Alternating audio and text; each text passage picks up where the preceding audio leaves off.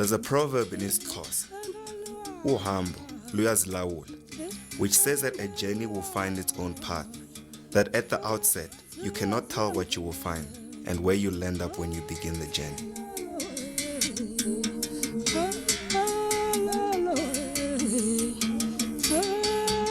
The Amatole district lies between the Fish and Bashe rivers in the Eastern Cape. In the 1800s, this area was at the heart of a massive conflict as Xhosa kingdoms fought to defend their land against British imperialism. This history of resistance was carried through to the 20th century. It has left a painful legacy and a disrupted landscape, but also stories and places that help to explain the world we live in. This heritage route, which has been initiated by the Amatole District Municipality, gives both local people and visitors an opportunity to embark on a journey of discovery and healing. This was just one exploration of this route. Many others are possible, and many other stories could have been told.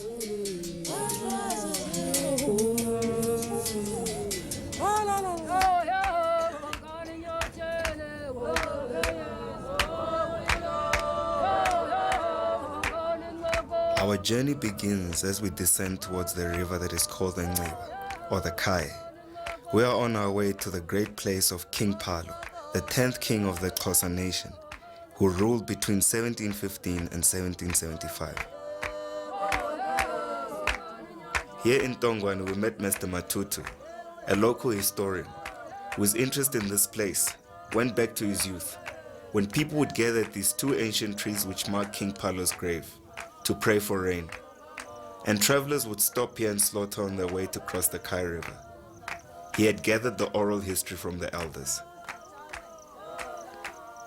Endafihla ke ixesha elidile ndawo phala ingaziwe nababhala babethetha baphelelwa bangamazi incaka sani bancam uphi apho kho iphala.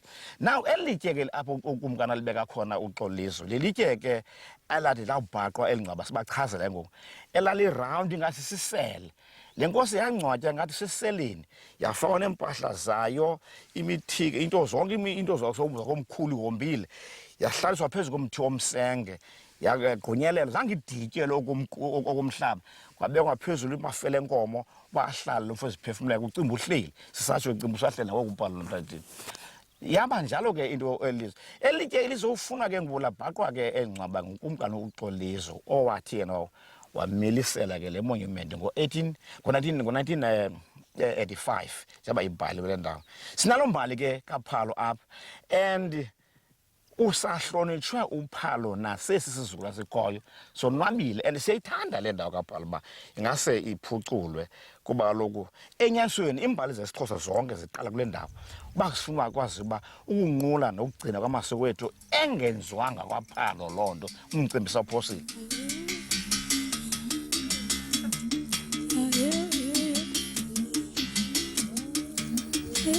King Phalo had two sons, Gcaleka and Rharhabe, who clashed over the throne.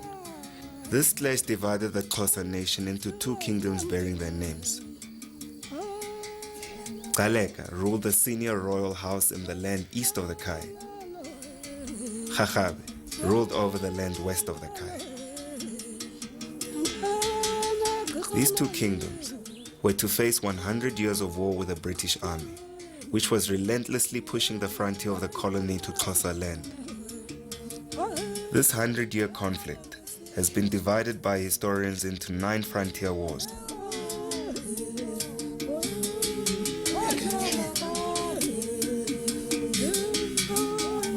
This is the Nqabarha River. It was here that King Hintsa, the grandson of Gcaleka and king of all the Xhosa people, was shot and killed on the 12th of May 1835 while trying to escape from British and colonial troops who had kidnapped him. We were accompanied to this strangely quiet place by Mr. Manona, the historian of the Gcaleka Royal House. Loke umlambo Nqabarha apho ukumkani uHintsa ikumkani yamaXhosa yabulawa khona uSir Smith elapho bonke befuna inkomo wadutyulwa khona kwathi emveni koba edutyulwe wasikwa indlebe yaphela into. Hintsa had been captured by the British, who were demanding 50,000 head of cattle from him. He had led them to this river, saying he would hand over the cattle, but here he spurred his horse and tried to escape. So Harry Smith chased after him and threw him from his horse. He was shot and wounded by soldiers, and then shot in the head while lying face down in the river. Hintsa's body was mutilated by the soldiers for souvenirs. His grave is next to the river.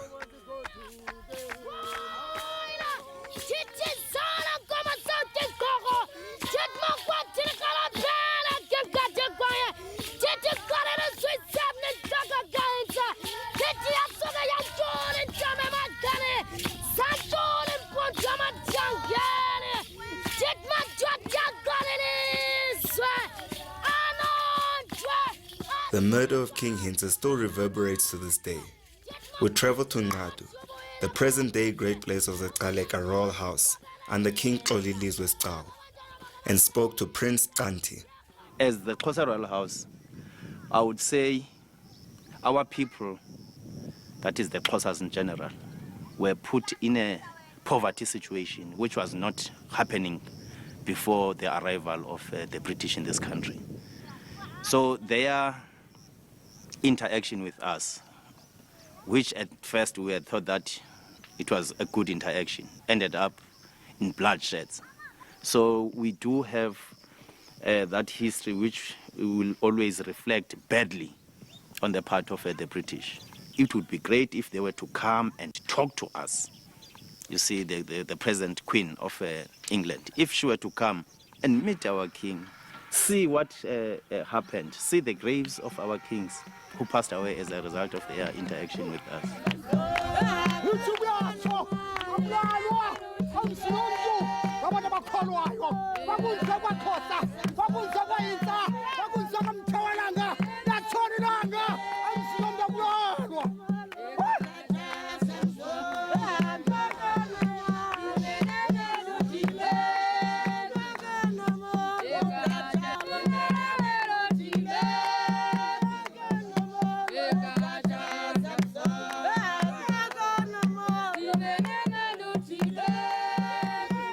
The great place of the Chakhabe kingdom is situated near Dimbaza, between the towns of King Williamstown and Middledrift.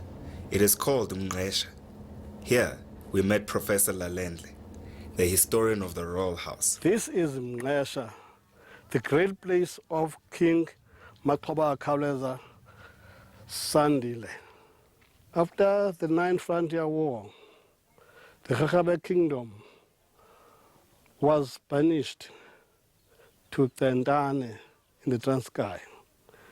And this kingdom was banished for 83 years. That is from 1878 to 1961. Now we're back from banishment. We're trying to rebuild the Chakhabe kingdom.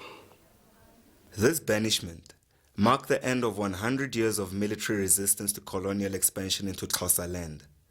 These Amatola mountains, which occupy the heart of this kingdom, had formed the military stronghold of the Chakhabe.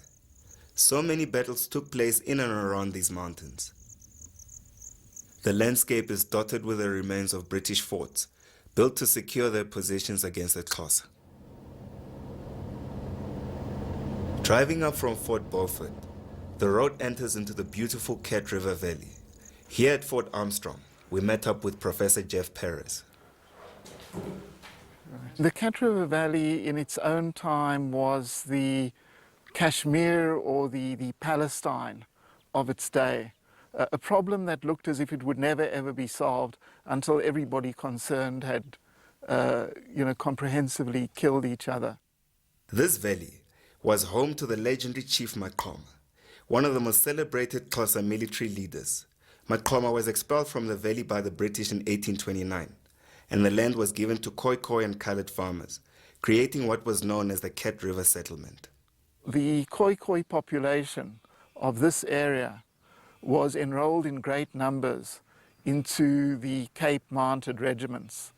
And in the 7th and the 6th Frontier Wars, they fought on the side of the colonialists against the Xhosa people that had been the original inhabitants of these valleys. But by the late 1840s, it dawned on the colored people that they had made a grave error, that they were fighting on the wrong side. And here at Fort Armstrong, the colored garrison in the 1850 war rebelled and mutinied against the white officers and seized this fort and held it for a couple of months. Eventually what happened was that the British Army with heavy cannons surrounded the whole fort. It was not just this is the citadel of the fort, in which about 20 colored soldiers died fighting to the last bullet. But those who surrendered did not fare any better because they were all shot out of hand. This war was marked by increasing levels of brutality as Macoma's guerrilla campaign drew the colonial army into a stalemate. The war ended in a deadlock. The Xhosa could not defeat the British, but nor could they be defeated. And therefore, very shortly after the 1850 to 53 war, you have the catastrophe of Nongqawuse, the great cattle-killing movement.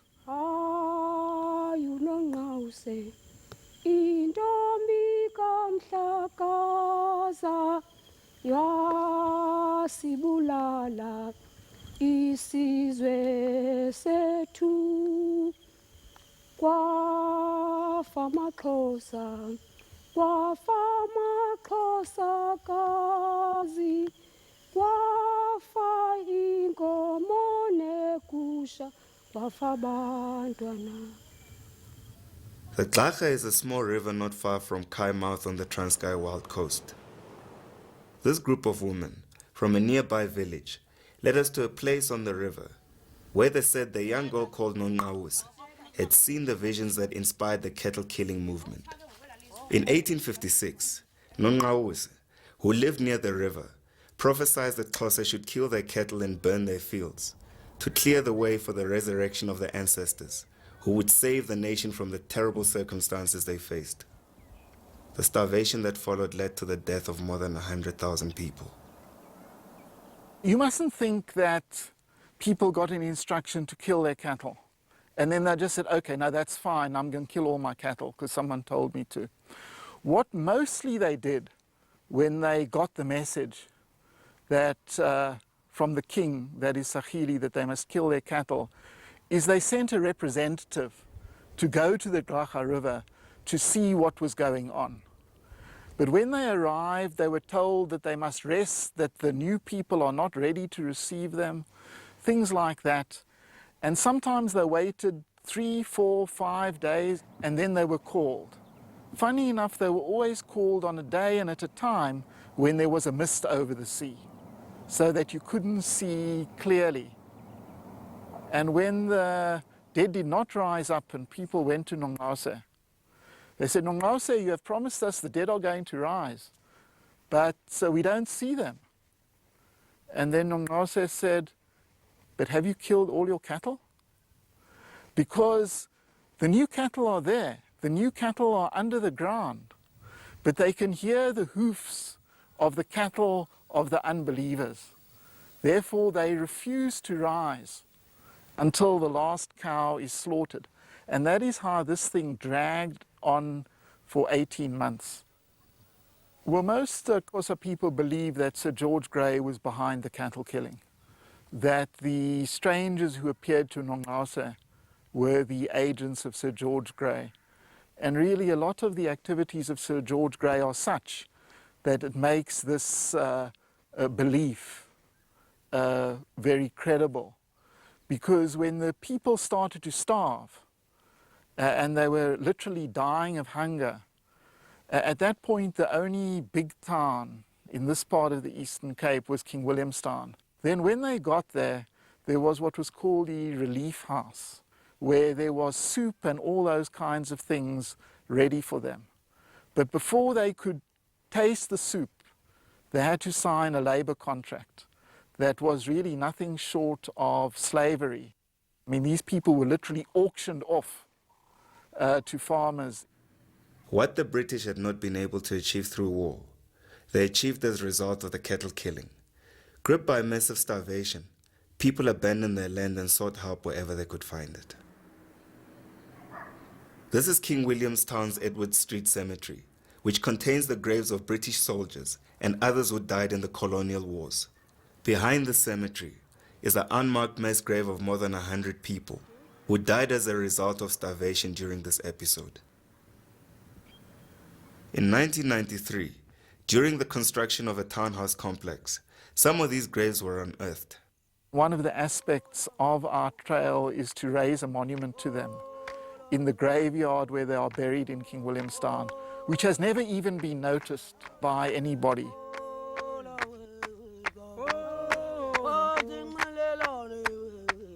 Not all Xhosa kings supported the cattle killing. Sandile, king of the Chachab, had opposed the movement, but his kingdom was nevertheless devastated. He had taken the throne in 1842 and was doomed to oversee the final dark days of his kingdom's destruction. Professor Lalendle took us to Sandile's grave, not far from Statahan. He started his reign at the time when the Xhosas were badly shaken in terms of land. Half of their land was gone.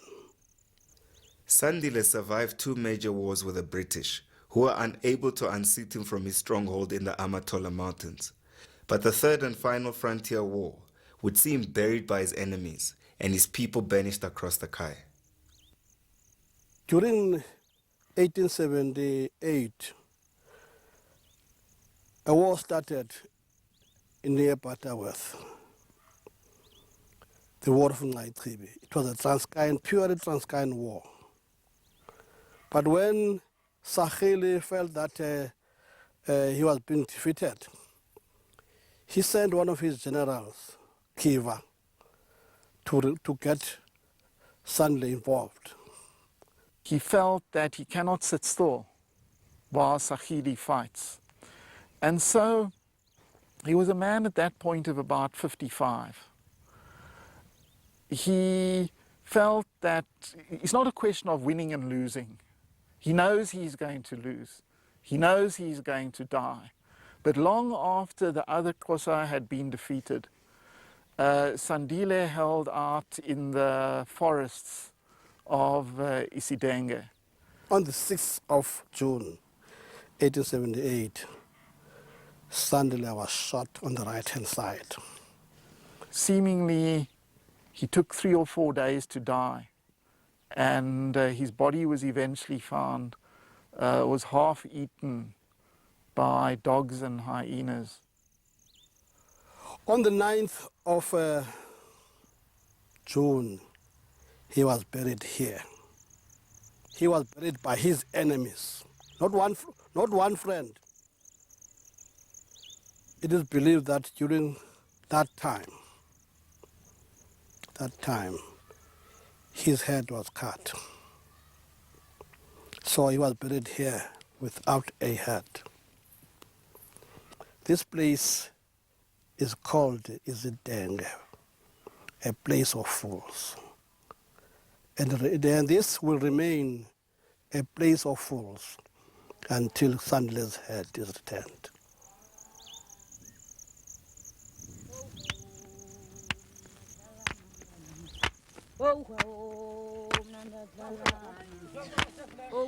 These mountains stand like silent witnesses. Each day we travel, a new story deepens our ability to see things we could not see the day before. As our understanding grows, the landscape reveals more and more how the past is written into the present. This area is also a land of missions and churches, and that is a different type of conflict where you're really fighting not for the land, not for the bodies of people, but for their culture, even for their souls. Sele, sele. Ahom, ahom, ahom.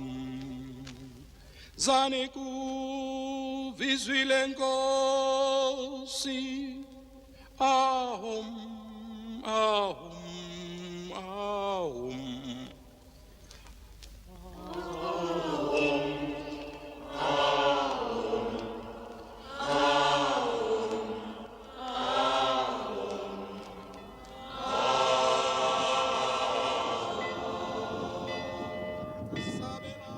This is Enshaw, the mission set up by Chief Khama of the Amaqunu tribe. Chief Khama was the first Xhosa chief to publicly accept the Christian way of life. The land next to Middle Drift was given to the tribe as a reward for their loyalty by the governor of the Cape in 1851.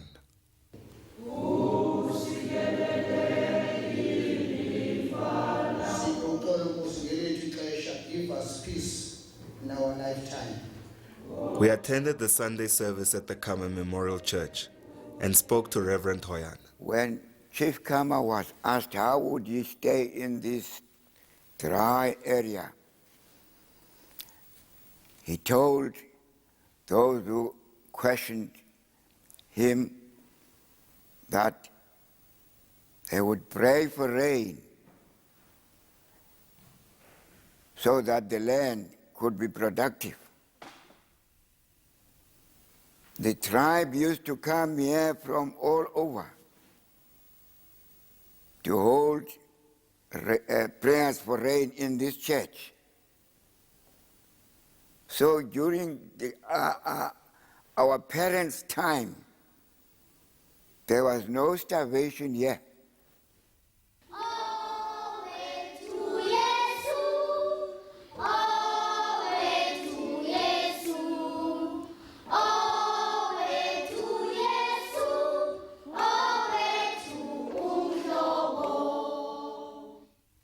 A short walk from the Khama Memorial Church is the old home of DDT Jabavu, founding lecturer and professor of Latin and African languages at Fort Hare University from 1916 to 1944.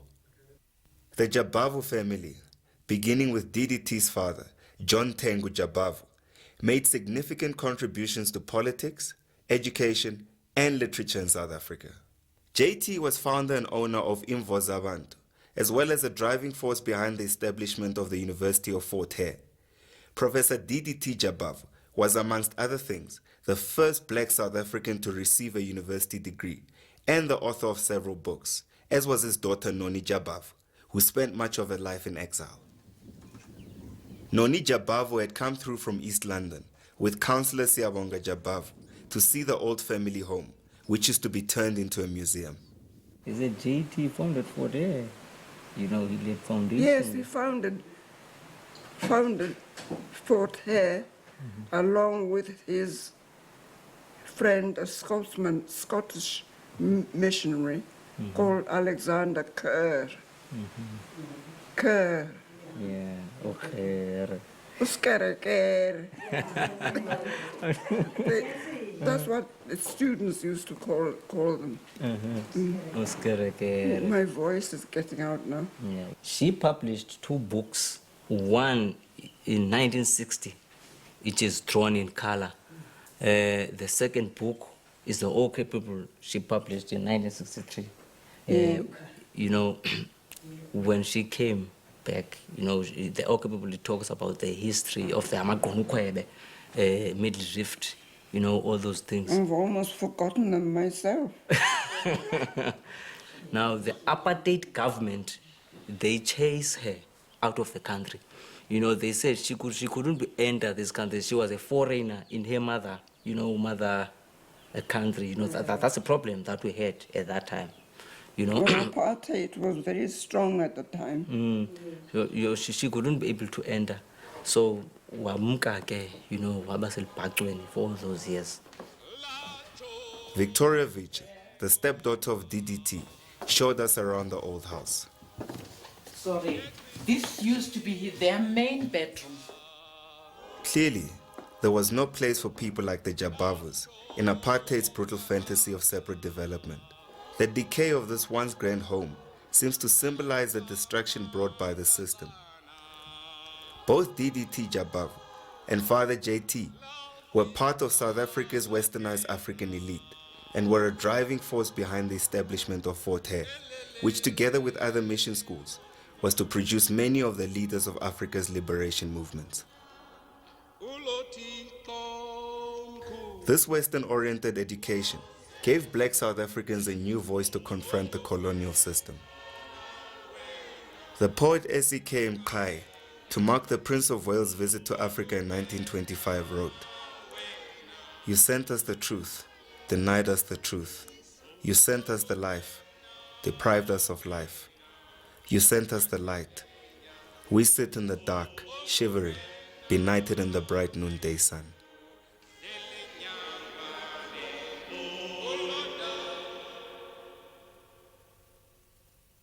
The University of Fort Hare, which was founded in 1916, emerged as one of the most important institutions for higher education in Southern Africa. It was in this vibrant intellectual atmosphere that people like Nelson Mandela and Oliver Tambo came together with students from across Africa. Up until the late 1950s, Fort Hare was to produce nearly all of sub-equatorial Africa's black graduates. At Fort Hare, Vuyani Boy spoke about this era.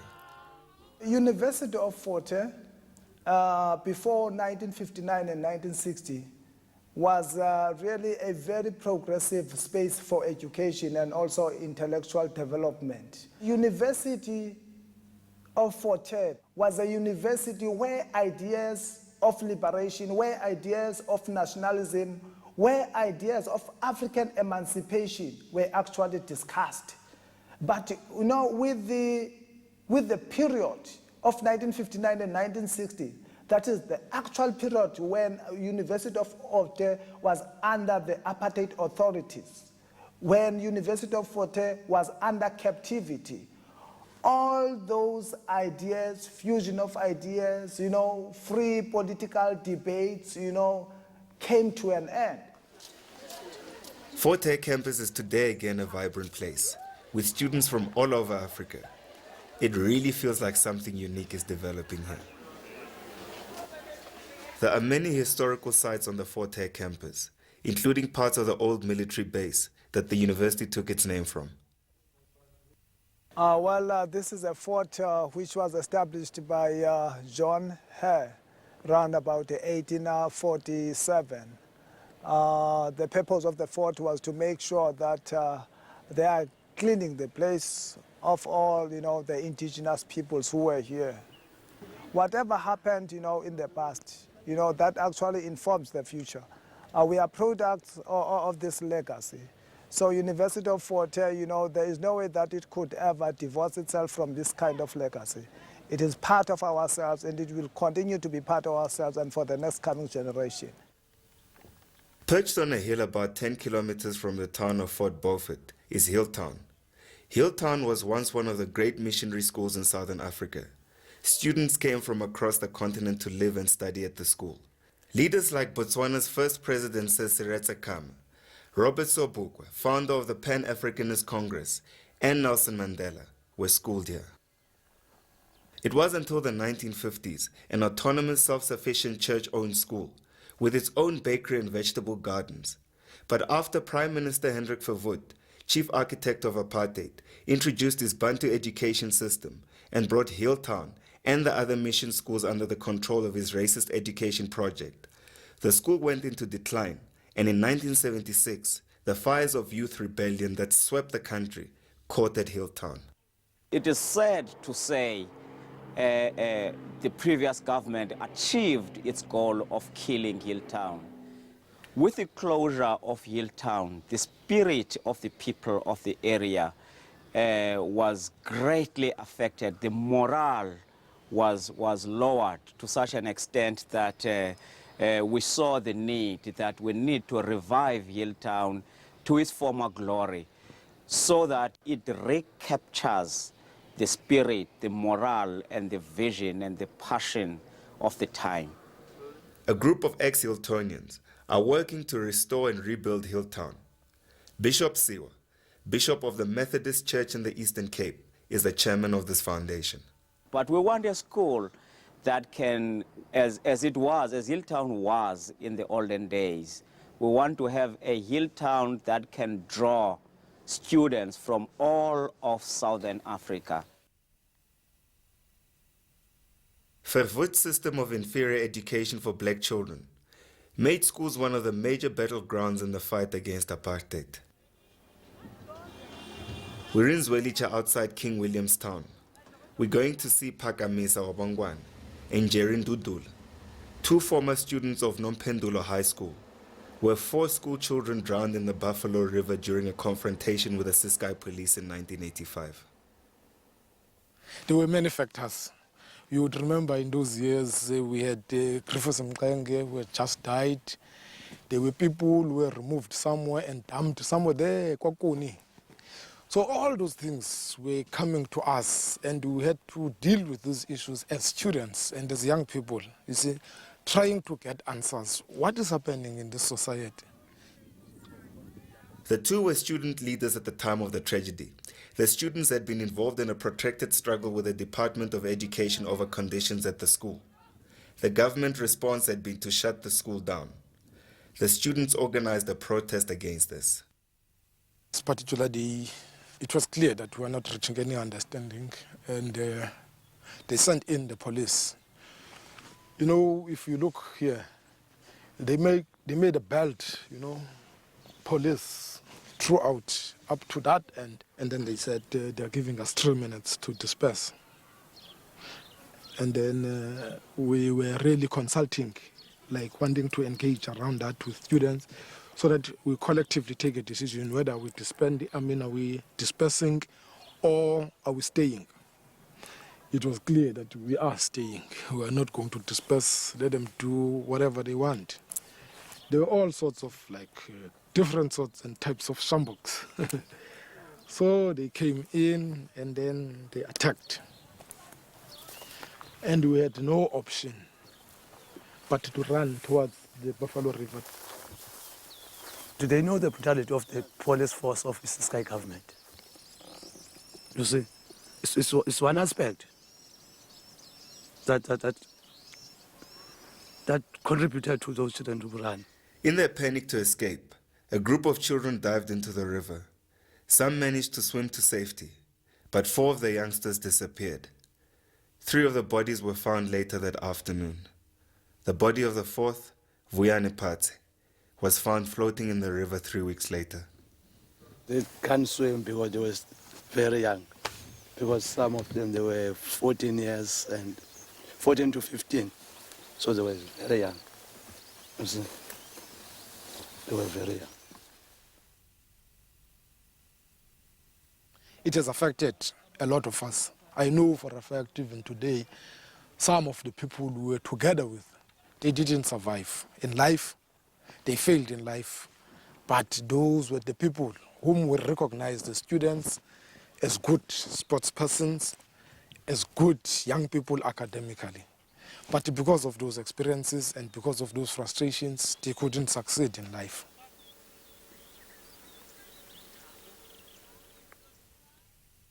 Much of the Amatole district is made up of the former Ciskei and Transkei Bantustans.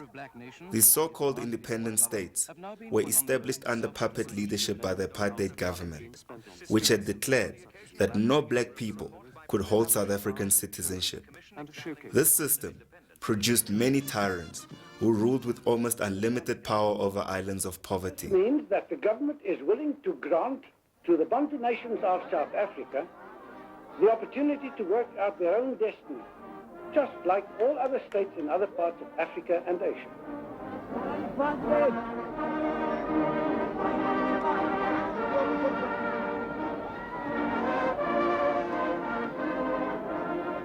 The landscape is dotted with relics from this bizarre era, but it is the monument built by the Ciskei's president Lennox Sebe on the sacred mountain of Ntabakandod, which most represents the strangeness of this time. Today, it is a haunted ruin. Well, this monument was built shortly after 1981, the independence of the Ciskei Bantustan. was on the 4th of December, 1981. This is where Sebe mobilized his forces. This is where this tyranny was started. We associated Ndabakandoda and the Ciskei regime with brutality, with abuse of human rights. During the Easter weekend, the whole nation, Ciskei nation, had to be assembled here. Because if you didn't, your job was on the line. Not only your job, actually, you'd be locked up and charged with treason. In fact, on Easter Sunday, every Easter Sunday, there would be a big church service. People enjoyed the meat and the musho that was being served here during the Easter weekend. People came from far and wide to come and enjoy that, you see. But immediately after Dr. Sebe was dethroned in 1990, there was vandalization here. I suppose people were venting their anger against the system. Never again we can use any heritage site in this country, particularly a heritage site like Ndabakandoda, which has a rich Xhosa history, a rich history of this country, be used to further political ends. One of the first things, if not the very first thing that should happen here, is to spearhead the process of cleansing. We need to cleanse this monument and this mountain of all the evil spirits, of all the evil deeds that took place, you know, because a lot of people actually lost their lives during the period when they were forced to come here. Even if the barrel is empty, as long as his stomach is full.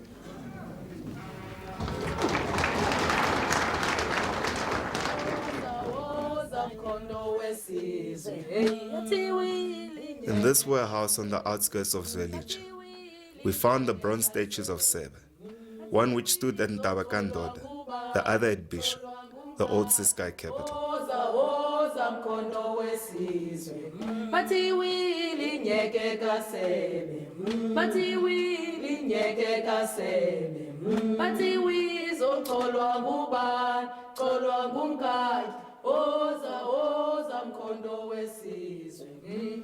In 1990, Brigadier Opaqosa of the Ciskei Defense Force toppled Sebe.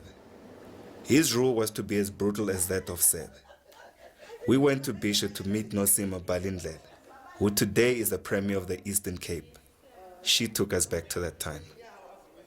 Bisho represented oppression, abuse of human rights, a very non-caring government, and an illegitimate government. There was so much hatred around Bisho, and there was a lot of mistrust. In September 1992, the people of Ciskei marched on Bisho to demand political freedom and the reincorporation of Ciskei into South Africa. They had warned us that they were going to kill us if we stepped on Bisho. And we knew that there was going to be this confrontation. We wanted our freedom. It was too much for us. The oppression was too much for us. So we were prepared to die. So it was peaceful. People were singing a peaceful march. No one was armed in the marches. But the government, actually, it was the one that were armed.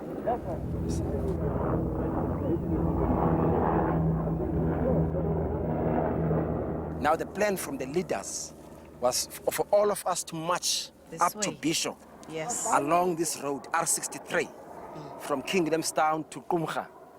Then I think along somewhere there, we stopped.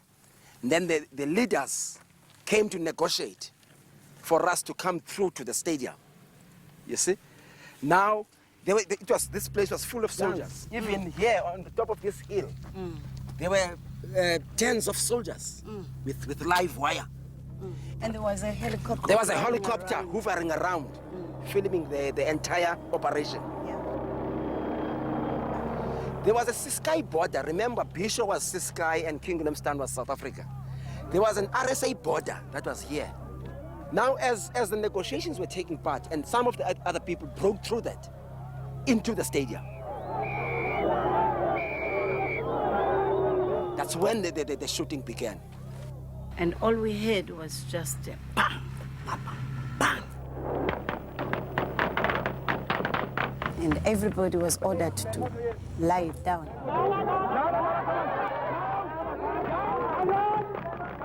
And after some time, hearing this terrible shooting, we were told that there are about 30 of our comrades who died.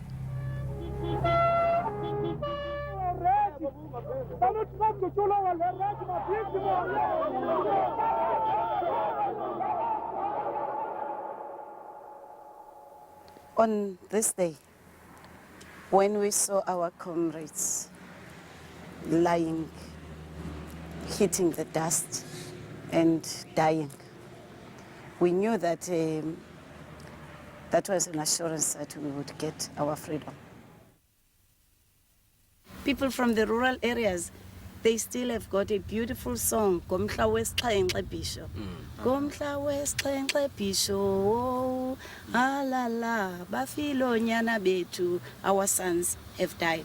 Our mothers were singing, they composed that song to give the honor to their children who died in Bisho. Bafilo nyana betu, Gomhla wesixhenxe Bisho, alala, bafilo nyana betu, batu ya kezukezile, alala, bafilo nyana betu, batu ya kezukezile, alala, bafilo nyana betu, batu ya kezukezile,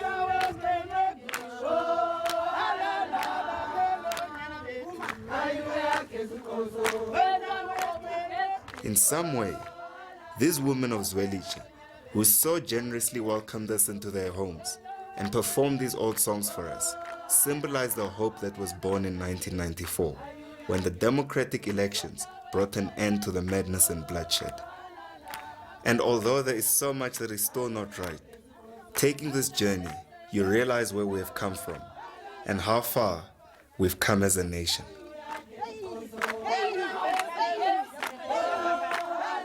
It's our feeling that if you want to build a sense of reconciliation, you must unravel the past. Unraveling the past, let people tell their stories. But painful as they are, they need to be told. Our people must hear them. And hearing about them, reading about them, is itself a healing process. We're going to be able to heal the ills of the past, to heal the bitterness which is there within our communities, to ensure that our communities begin to trace the route for unity.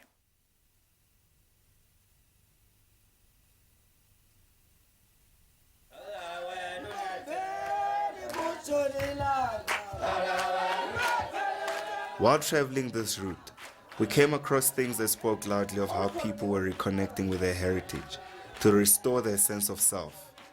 Icamagu Institute on the N2 near Iduchu is a center of study of African religion established after 1994.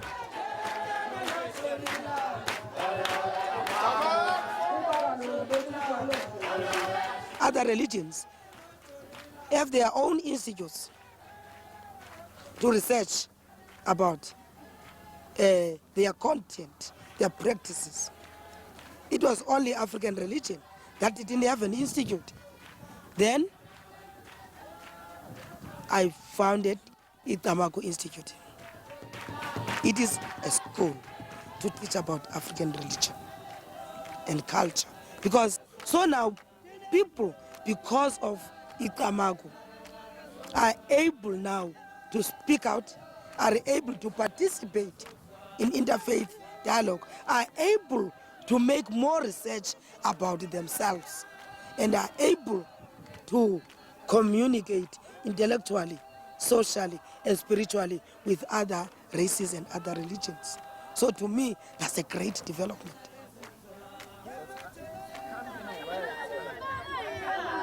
We end our journey where we began, at the great place of King Pal.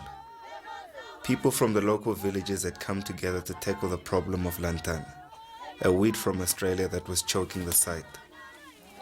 As the weed was cleared, the rocks where King Palo had sat were revealed. People began to share stories, and the work gave way to a celebration of the place and its possibilities.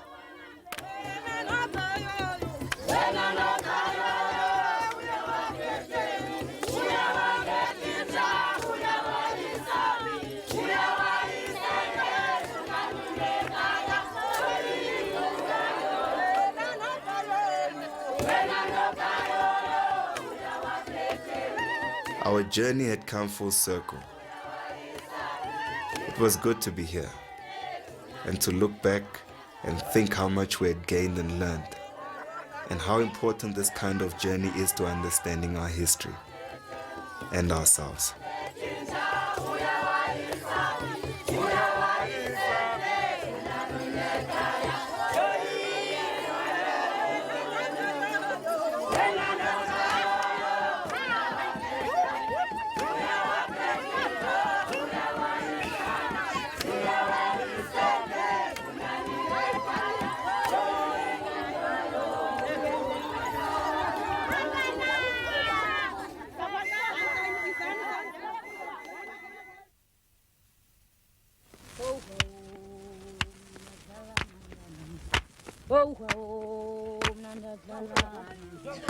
Oh,